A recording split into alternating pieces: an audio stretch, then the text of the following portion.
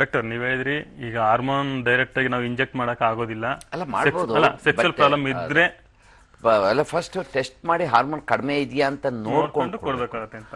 ಬರೀ ಇದನ್ನ ಹಾಗೇನೆ ಡೈರೆಕ್ಟ್ ಆಗಿ ಸುಮ್ನೆ ಇಂಜೆಕ್ಟ್ ಎಲ್ರಿಗೂ ಸರ್ವರೋಗ ಸಿದ್ಧೌಷಧ ತರ ಯೂಸ್ ಮಾಡಾಗಿಲ್ಲ. ಆದ್ರೆ ಈಗ ಒಂದು ಆವರೇಜ್ 15 to 16 ಇಯರ್ ಓಲ್ಡ್ ಅಲ್ಲಿ ಈಗ ಹುಡುಗರೆಲ್ಲ ಒಂದು ವಯಸ್ಕರಾಗ್ತಾ ಇರ್ತಾರೆ, ಬಾಲ್ಯಾವಸ್ಥೆಯಿಂದ ಯುವಕರಾಗ್ತಾ ಇರ್ತಾರೆ, ಯೌವನಾವಸ್ಥೆಗೆ ಬರ್ತಾ ಇರ್ತಾರೆ.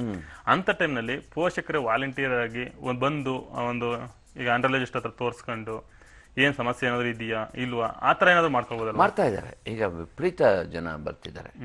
ಈಗ ಮುಂಚೆ ತರ ಇಲ್ಲ. ಈ ಲೈಂಗಿಕ ಕ್ರಿಯೆಗಳಿಗೆ ಮೊದಲು ಅದನ್ನ ಡಿಸ್ಕಸ್ ಮಾಡದೆ ಒಂದು ಅಪರಾಧ ಏನೋ ಅನ್ನೋ ಒಂದು ಮನೋಭಾವ ಇತ್ತು, ಸಂಪೂರ್ಣ ಬದಲಾಗಿದೆ. ಈಗ ಮ್ಯಾಗಝೈನ್ಗಳನ್ನು ತೆಗೆದುಕೊಳ್ಳಿ, ಅನೇಕ ಲೈಂಗಿಕ ಇದ್ರುಗಳ ಬಗ್ಗೆ ಸಿಗ್ತದೆ. ಜೊತೆಗೆ ಕೆಲವಾರು ಹೆಚ್ಚು ಪಾಪ್ಯುಲರ್ ಮ್ಯಾಗಝೈನ್ಸ್ ಕೂಡ ಪೂರ್ತಿ ಮಡವಂತಿಕೆ ಬಿಟ್ಟು ಇವುಗಳನ್ನು ಕೂಡ ಒಂದು 2-3 ಲೇಖನಗಳನ್ನ ಇದು ಒಳ್ಳೆ ಬೆಳವಣಿಗೆ.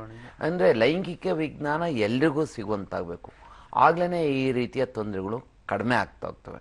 ಅಲ್ಲದೆ ಇದ್ರೇನಾಗುತ್ತೆ, ಅದು ಗೊತ್ತಿಲ್ಲದೇನೆ ಅಥವಾ ಎಲ್ಲಿ ತೋರಿಸ್ಕೋಬೇಕು ಏನು ಮಾಡಬೇಕು ಅನ್ನೋದು ಗೊತ್ತಿಲ್ಲದೆ ಅರಿವಿಲ್ದೇನೆ ಎಷ್ಟೋ ಜನ ಅದನ್ನ ತೋರ್ಸ್ಕೊಳಕ್ಕಾಗದೆ ತೋರ್ಸ್ಕೊಂಡ್ರು ಗೊತ್ತಾಗೋದಿಲ್ಲ, ಅವ್ರಿಗೂ ಗೊತ್ತಾಗೋದಿಲ್ಲ. ನಾರ್ಮಲ್ ಡಾಕ್ಟರ್ಸ್ ರೆಫರ್ ಮಾಡ್ತಾರೆ ಇಂಥರಿಗೆ ಹೋಗಿ.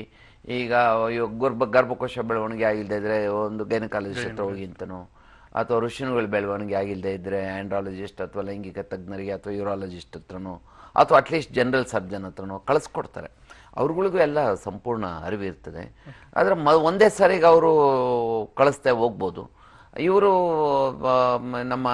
ಕ್ಲೈಂಟ್ಸ್ಗಳು ಕೂಡ ಕೇಳಿದ್ರೆ, ನೋಡಿ ನಂಗೆ ಈ ಥರ ಆಗಿದೆ, ಇದಕ್ಕೆ ಸಂಬಂಧಿಸಿದ ವೈದ್ಯರಿಗೆ ಕಳಿಸ್ಕೊಡಿ ಅಂದರೆ ಅವಾಗ ಖಂಡಿತ ಅವರು ರೆಫರ್ ಮಾಡೇ ಮಾಡ್ತಾರೆ.